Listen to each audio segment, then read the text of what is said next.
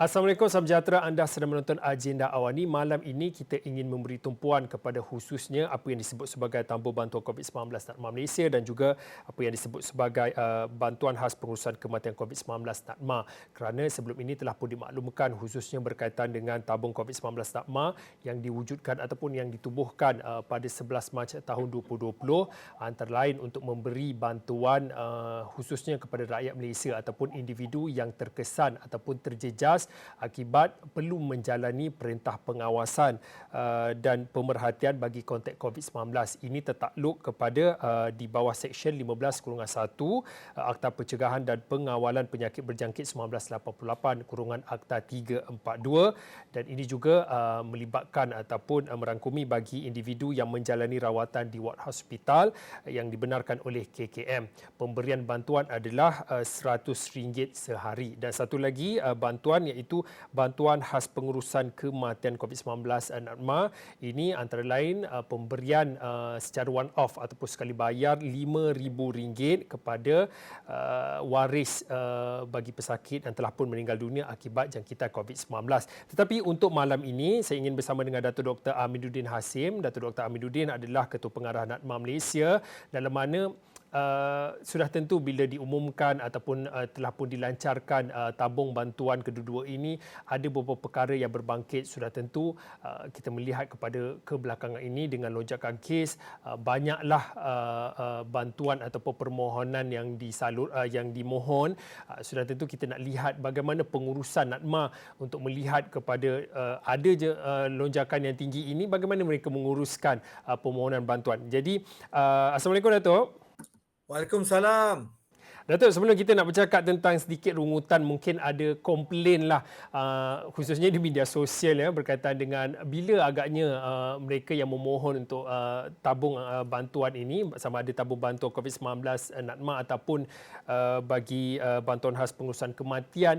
Mungkin sebagai permulaan diskusi ataupun perbincangan kita pada malam ini, Datuk mungkin boleh bagi sedikit penjelasan. Mungkin tak ramai yang begitu jelas tentang apa fungsi tabung ini. Mungkin ada yang tanya, saya terkena ataupun saya terjangkit COVID-19 sebelum ini, tetapi saya masih lagi menerima gaji seperti biasa. Adakah saya layak untuk menerima permohonan ataupun untuk memohon tabung bantuan ini? Mungkin sedikit penjelasan yang sebenar-benarnya berkaitan dengan fungsi tabung bantuan dan juga bantuan khas pengurusan kematian ni, Datuk. Okey, terima kasihlah. Ni topik hot ni malam ni. Tak tidur malam dipikirkan agaknya ni. Okey, untuk makluman, tabung ini dilancarkan sebagaimana yang dinyatakan tahun lepas kerana tiada pada masa itu sebarang inisiatif yang lain diumumkan untuk membantu rakyat yang terkesan. Jadi di Natma kita wujudkan tabung ini dan kita pun berhubunglah dengan ramai pihak, antaranya NGO, antaranya swasta, individu yang telah menyumbangkan kepada tabung ini. Ingat, tabung ini daripada rakyat untuk rakyat. Jadi oleh yang demikian kita kena mengadakan satu tadbir urus yang jelas supaya kita memastikan bahawa setiap sen yang didermakan untuk tabung ini dapat kita salurkan sebaik mungkin untuk rakyat tanpa tiris di mana-mana. Ada proses-proses, tata cara urusan yang hendak kita laksanakan supaya ia betul-betul dapat dilaksanakan dan mana-mana yang layak memohon boleh mohon. Tetapi dengan syarat supaya semua dokumentasi dan perkara-perkara yang telah kita minta dilampirkan dalam permohonan dilengkapi dengan baik. Kalaulah permohonan tersebut tidak lengkap, contohnya yang nak minta RM100 ke ataupun one off kematian tadi, kalau borang hantar kat kami tidak lengkap, kita kena buat follow up. Buat follow up itulah yang kadang-kadang mengambil masa sedikit. Untuk sebagai orang kata latar belakang lah, kita terima untuk status untuk bantuan khas COVID-19 yang RM100 tu, yang pendapatan itu, kita telah terima lebih kurang 35,566 sehingga semalam. Jadi dalam masa tempoh tersebut ramai yang telah submit dan kita dapati yang tidak layak.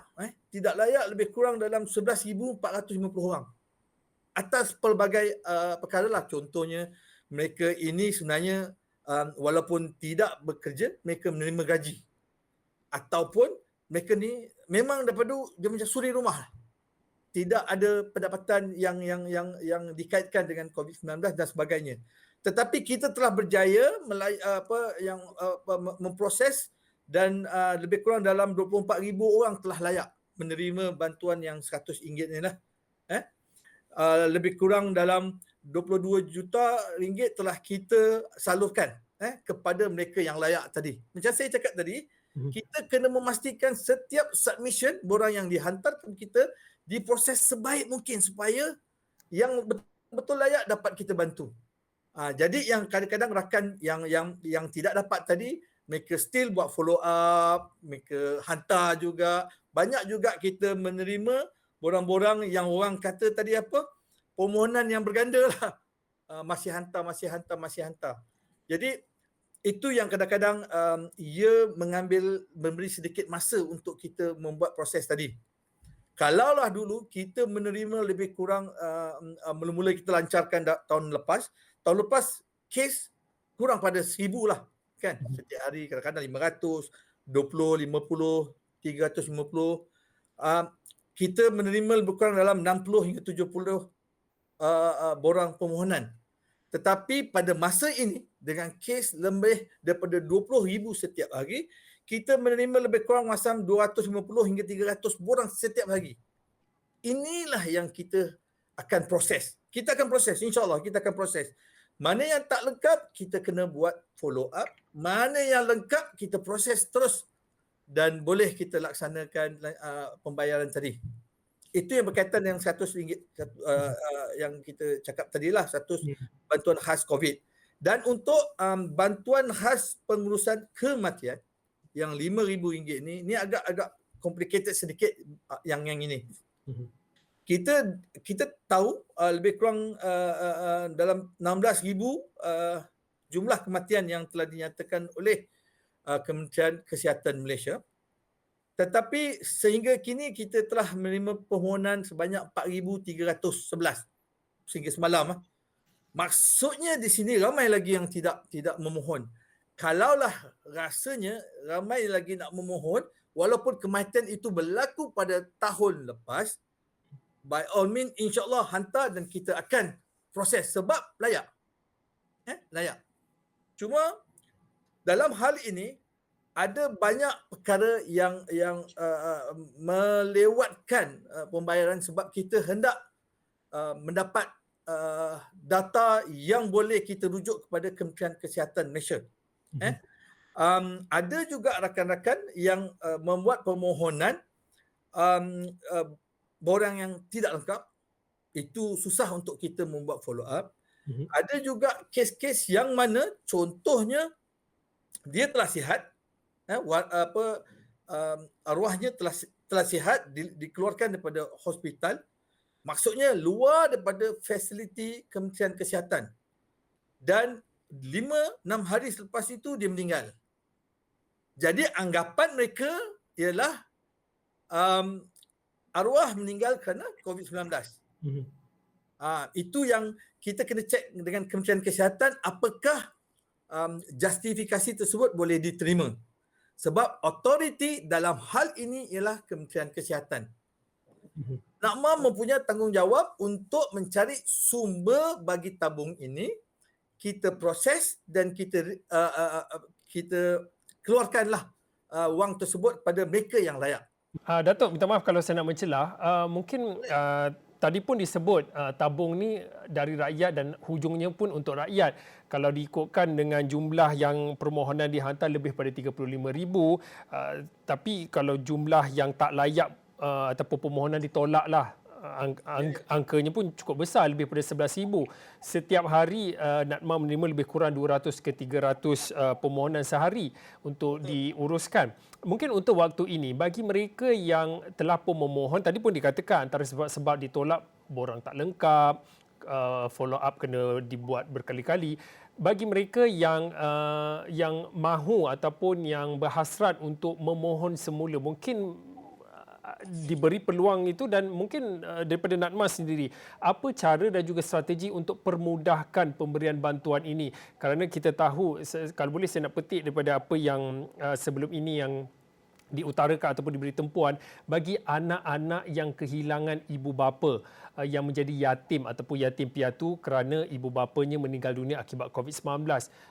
Daripada situasi ini, bagaimana Natma boleh membantu bagi kelompok dan juga kumpulan ini? Ada dua soalan yang saya tanyakan tu. Yang pertamanya macam mana nak permudahkan, dan juga yang keduanya macam mana untuk anak-anak yang kehilangan ibu bapa ini akibat COVID-19. Kita kita address perkara yang agak dekat di hati kita lah, anak-anak yang telah kehilangan ibu bapa, yatim piatu disebabkan oleh COVID-19. Dalam banyak hal, kita ada jabatan kebajikan masyarakat di setiap daerah. Mereka ini telah pun dimaklumkan untuk membantu dari segi proses bagaimanakah kita boleh lihat kebajikan anak-anak tadi. Dalam banyak hal, keluarga akan bantu. Contohnya, ada adik abang yang 18 tahun ke atas yang ada akaun, dia boleh memohon untuk bagi pihak keluarga ataupun pakcik. Dan ada 2-3 contoh yang mana penghulu ataupun wakil sekolah yang memohonkan. Tetapi kita akan minta Jabatan Kebajikan Masyarakat untuk bantu. Sebab kita tahu mereka ini tiada siapa lagi yang bersama-sama mereka. Jadi kita melihat institusi keluarga ataupun yang ada di daerah itu untuk membantu. Itu alhamdulillah banyak macam yang laporan minggu lepas mengatakan 1,500 orang anak keluarga, anak-anak yang telah menjadi yatim piatu disebabkan COVID-19 itu, dan data ini kita follow dengan mereka. Jadi untuk dokumentasi dan sebagainya mereka akan submit, dan kita kalaulah perkara tersebut datang daripada Jabatan Kebajikan Masyarakat bagi maklum pada kita, insya-Allah kita akan bantu sebaik mungkin untuk melecehkan proses ini, as long as dokumen dia dapat kita percepatkanlah. Perkara kedua tadi, penambahbaikan sistem. Di sini kita alhamdulillah mendapat kerjasama baik dengan rakan kita daripada Kementerian Kesihatan. Macam saya cakap tadi, autoriti menentukan adalah Kementerian Kesihatan.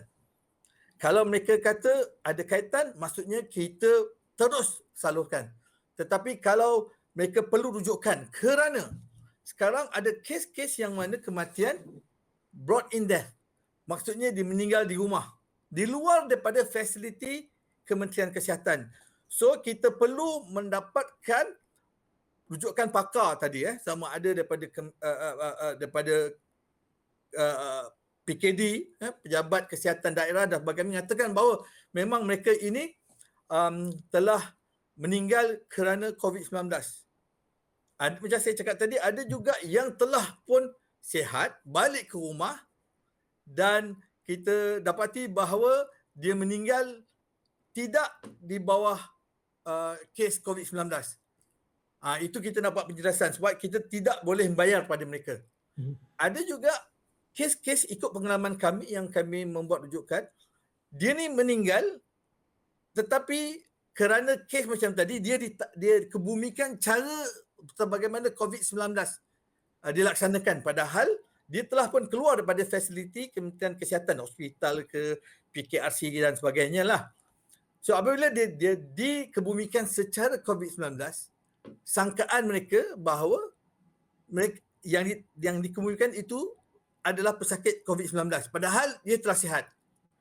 Kenapa ia dilakukan macam itu? Sebab kita tidak tahu, kita nak protect keliling mereka yang mengkebumikannya, keluarga dan sebagainya. Dan apabila dikebumikan cara itu, sangkaan mereka mungkin kematian tersebut adalah disebabkan oleh COVID-19 dan mereka cuba membuat permohonan. Tetapi bila kita rujuk dengan Kementerian Kesihatan, mereka kata, oh ini bukan. Itu yang agak delicate, dan kita cuba menerangkan, memaklumkan kepada pemohon sebaik mungkin bahawa mereka ini tidak layak di bawah bantuan. Sebab ini bantuan, bukan orang kata nak claim ke tak ada kerja claim dengan Natma, tidak. Ini bantuan. So bantuan ni kita kena ada sistem apa tu tata cara yang terbaik untuk kita laksanakan supaya duit daripada rakyat tadi diberi kepada rakyat yang betul-betul berhak lah.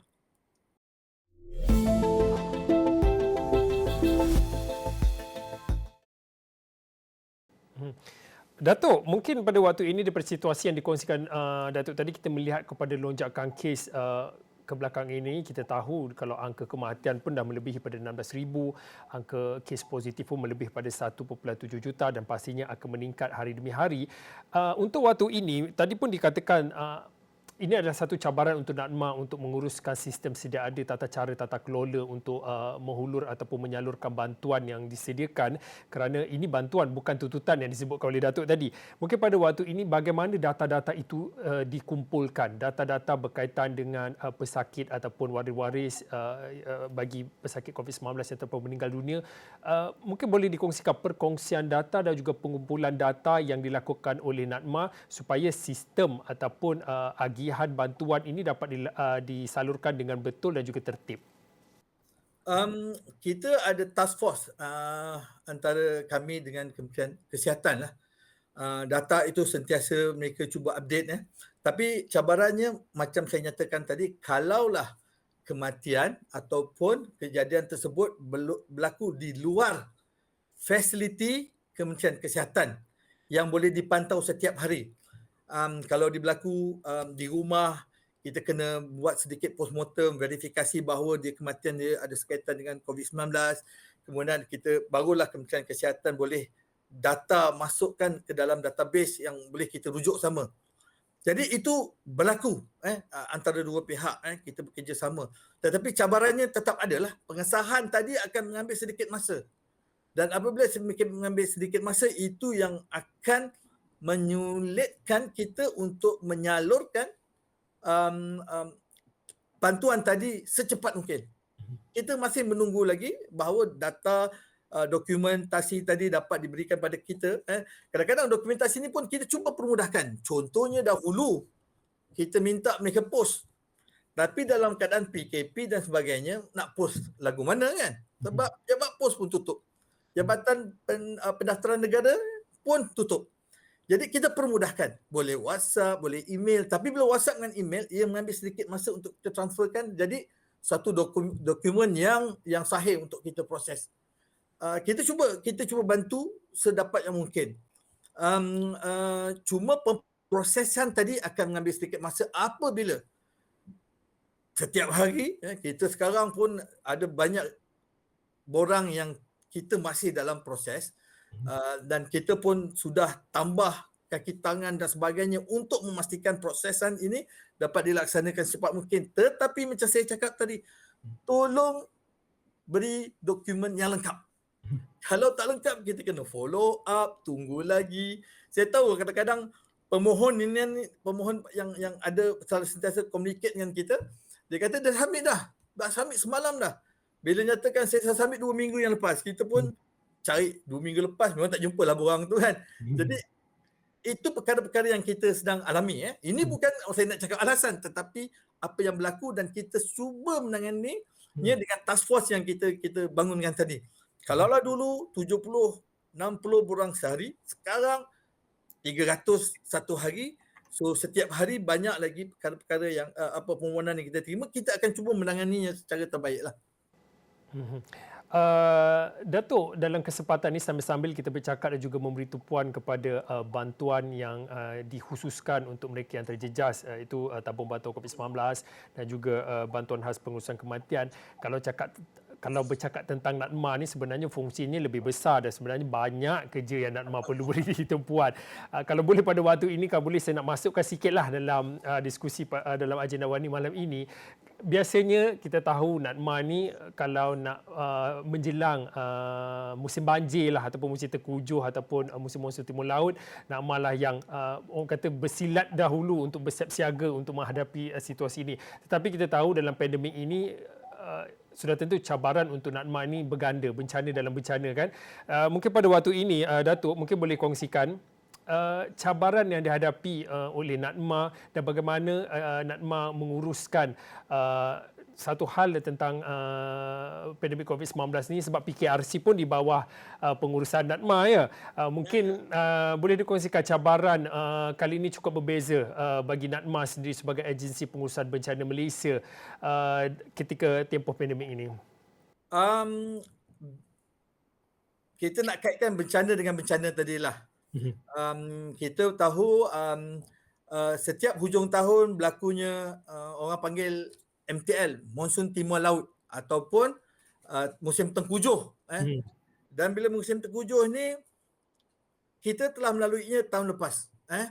Kita dalam tahun lepas banyak PPS yang kita tubuhkan, Pusat Pemindahan Sementara, yang mana kita wajibkan dengan syarat-syarat cara-cara SOP. You nak kena register MySejahteranya, dan kita nak kena pastikan bahawa penjarakan berlaku dalam keadaan bencana ni. Orang tengah kelang kabut dan sebagainya. Macam itu, masa itu jugalah kita nak menangani orang yang terkena dengan banjir ni. Tapi alhamdulillah tahun lepas kita telah dapat laksanakan dengan baik sekali. Kita dah wajibkan PPE sebab kali ini kita nak minta dibuat simulasi. Setiap negeri melaksanakan simulasi kalaulah berlaku tengkujuh, dan macam mana kita nak melaksanakannya dengan kerjasama daripada responder daripada APM, rela, bomba, polis dan sebagainya. So kita perlu buat laksanakan simulasi tadilah. Persiapan kali ini insya-Allah teratur juga. Dalam masa 2-3 minggu ni kita akan menubuhkan jatuhan kuasa pengurusan bencana pusat, yang mana yang akan dipengerusikan oleh Yang Amat Berhormat Perdana Menteri, di mana kita akan terangkan kepada semua menteri, wakil-wakil negeri, khususnya Yang Amat Berhormat Menteri Besar dan Ketua Menteri serta Susu Kajian Negeri, apakah langkah-langkah perlu mereka laksanakan. Contohnya di manakah yang mananya kita akan menyediakan kit-kit makanan, makanan tidak seperti dahulu, tidak boleh dimasak di situ, bekalan dan sebagainya. Itu insya-Allah lah. Dan kita cuba elakkan juga sekarang ni isu pertindahan antara PPS, Pusat Pemindahan Sementara tadi, dengan PPV. Sebab ia boleh jadi di situlah ada PPV, di situ juga ada PPS. So kita cuba mengelakkan perkara itu berlaku. Dan alhamdulillah dalam perbincangan yang kita laksanakan baru-baru ini, kita akan cuba melaksanakan Pusat Pemindahan Sementara tadi, PPS tadi, di institut latihan awam ataupun di sekolah-sekolah. Sebab kita ingat apabila berlakunya banjir nanti, yang akan menduduki kawasan PPS ini mungkin orang yang diarahkan untuk HXO. Ada positif ataupun kontak rapat, yang mana kita kena tahu mereka, data mereka, dan kita kena asingkan sementara mereka berada di Pusat Pemindahan Sementara. Perkara itu kita lihat dan kita akan rancang sebaik mungkin lah. Itu satu. Dan bagaimanakah responder kita, APM, polis dan sebagainya hendak menghulurkan bantuan ataupun mengalihkan mereka yang terbabit dengan banjir tadi ke kawasan itu dengan cara mengamalkan SOP dan sebagainya, norma baru. Memang bencana dalam bencana lah ni orang kata. Tapi insya-Allah lah kita telah melaksanakan beberapa simulasi dan kita boleh agak comfortable mengatakan kita sudah sedia dan pihak-pihak responder semua sudah sedia. Kita pun juga mengendalikan PKRC. So kita pun sudah lihat PKRC ni supaya PKRC ni tidak berada di kawasan yang banjir lah. Kita ada lebih kurang dalam 122 PKRC yang diaruskan oleh NATMA. Itu pun mencabar jugalah dalam keadaan sekarang. Sentiasalah tak cukup masa kalau bercakap dengan Datuk tentang fungsi NATMA ni. Macam NATMA, Datuk katakan tadi, sambil-sambil untuk melihat kepada fungsi untuk menguruskan 122 PKRC seluruh negara, dalam masa yang sama perlu bersiap sedia dengan ancaman bencana yang akan datang. Ini terkait dengan apa yang disebut tentang musim timur laut. Dan terima kasih kepada Datuk Dr. Amiruddin Hasim. Datuk Dr. Amiruddin adalah Ketua Pengarah NATMA Malaysia, yang mana mana pada awal tadi berkongsi tentang, kita bercakap tentang penyaluran, bagaimana nak permudahkan penyaluran bantuan di bawah tabung bantuan COVID-19 Nakmah Malaysia, dan kemudian dikongsikan juga tentang bantuan khas pengurusan kematian COVID-19. Saya kira itu saja untuk waktu ini. Agenda awal ini, saya Fauzin, kita jumpa lagi.